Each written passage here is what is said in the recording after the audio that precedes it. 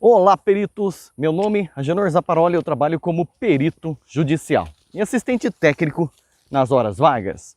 E o tema de hoje vamos conceituar as palavras hipótese, tese, teoria e lei, tá? Por quê? Elas podem estar sendo utilizadas de forma errada no seu laudo ou na sua descrição, ou no seu dia a dia, quando você conversa com algum outro perito ou com algum profissional da área, pode ser que você esteja utilizando essas palavras erradas e elas são de extrema importância, tá? O conhecimento dessas palavras é de extrema importância para o perito judicial, porque a forma com que você coloca elas no laudo pode afirmar ou afastar determinadas situações, tá? Como, por exemplo, então a melhor tese, a melhor hipótese é essa, portanto, concluo que o objeto pericial se danificou por isso. Você está cometendo erro, porque hipótese não prova nada. Tá? Então é importante utilizar a palavra correta para cada situação, tá? Preste muito bem atenção nos conceitos para você não errar daqui para frente, tá?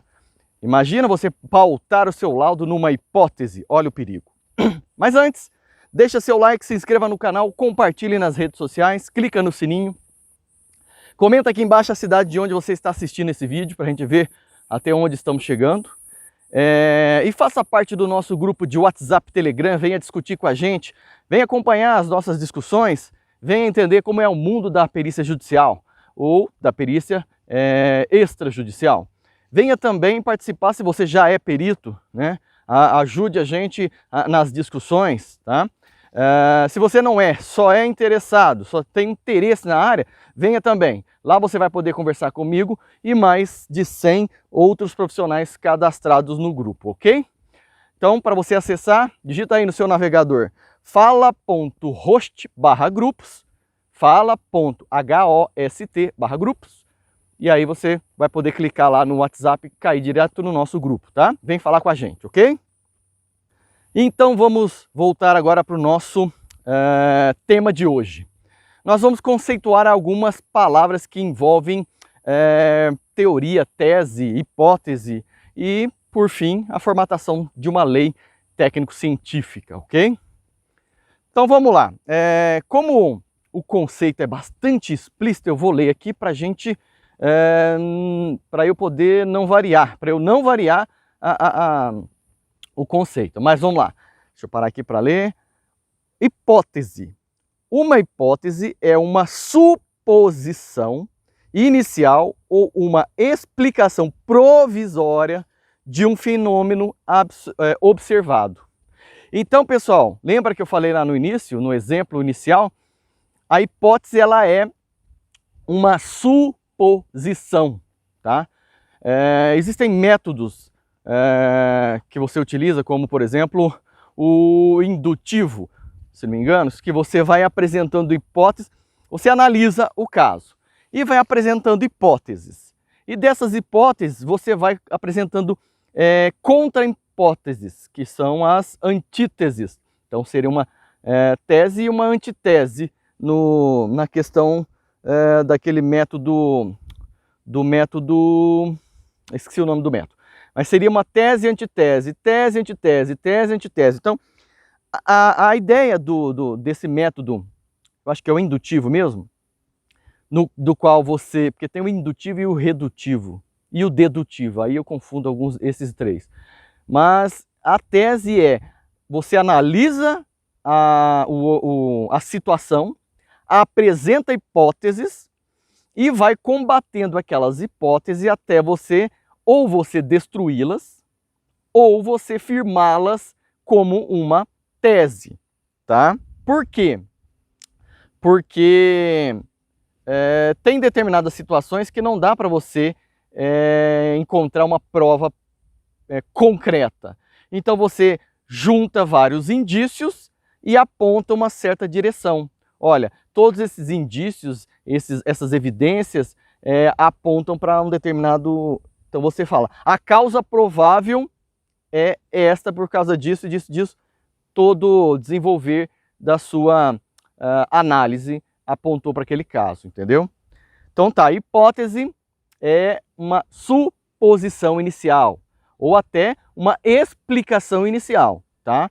Lembra que no início você pode fazer aquele pré-julgamento? O pré-julgamento está ligado a essa hipótese. Agora vamos apresentar a hipótese sobre...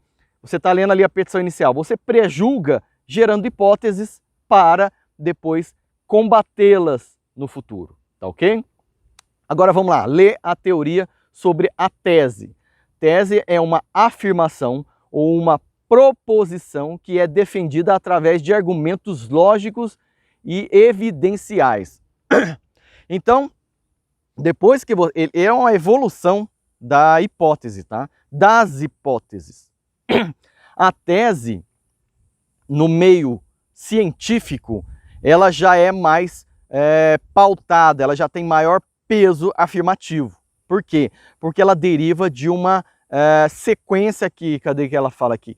Defendida através de argumentos lógicos e evidenciais. Quer dizer, várias evidências coletadas, explicadas, né, que é, portanto, evidências estão ali na questão de hipóteses, está ali permeando as hipóteses, porque a evidência é a ligação da hipótese com o caso em questão. Então você fez esse nexo de correlação, ela se transformou numa evidência, ela saiu do patamar de vestígio e virou uma evidência. E uma sequência, né, um conjunto de evidências pode gerar uma tese, que é acima da hipótese, né? Lembrando aqui, a tese é a afirmação ou proposição que é defendida através de argumentos lógicos. Você já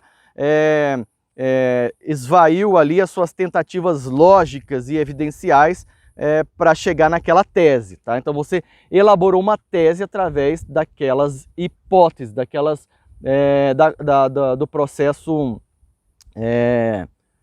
como eu estou tentando lembrar o nome do método, o método hegeliano não, método indutivo não, método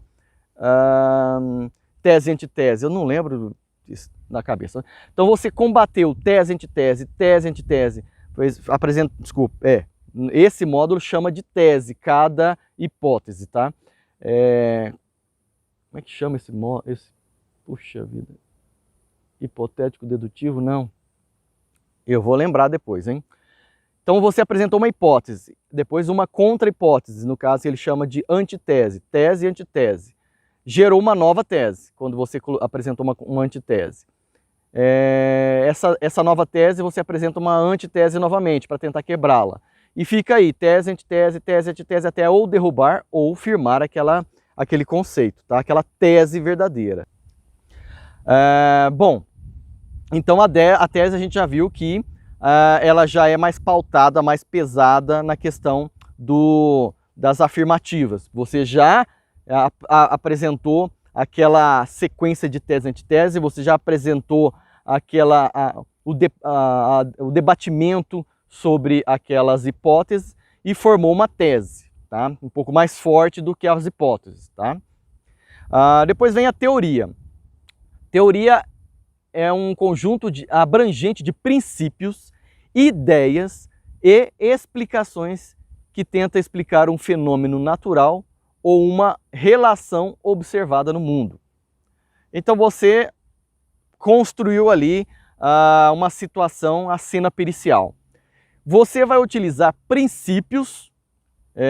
Quais são os princípios? Existem vários princípios jurídicos, existem princípios científicos. Nós vamos usar a maioria deles, lógico, os princípios científicos, né? Vou dar um exemplo aqui. Por exemplo, o princípio da gaiola de Faraday, o princípio do menor esforço. Quais outros princípios? Princípios da divisão das correntes. Existem vários princípios científicos que você pode levar em questão, que você deve utilizar no seu laudo para pautar a sua teoria, tá? Lembra que a sua tese ela vai evoluir para uma teoria, porque a tese, lembra, ela veio da afirmação das hipóteses, portanto a tese é mais pesada. Já a teoria não, ela evoluiu a tese porque você aplicou aquelas hipóteses firmadas, princípios, ideias e explicação da situação do que você enxergou daquela cena pericial. Então você evoluiu a tese para uma teoria. E essa teoria ela pode ser sua, monocrática, ou ela pode ser revisada por pares, tá? Uma teoria sua é forte? Ainda é forte. Por quê? Porque ela está pautada em princípios, em questões de outros profissionais, de outros trabalhos, de outras leis, tá? Aí eu venho uma pergunta aqui. Não, eu vou fazer essa pergunta depois de explicar o que é uma lei. Então, entendeu o que é uma teoria? A teoria ela já está mais pautada nos princípios, nas ideias. Você trouxe outros trabalhos para dentro da sua tese, evoluiu para a teoria, beleza? Vamos agora para o princípio da lei, para o conceito da lei. Uma lei científica, também conhecida como lei natural, tá?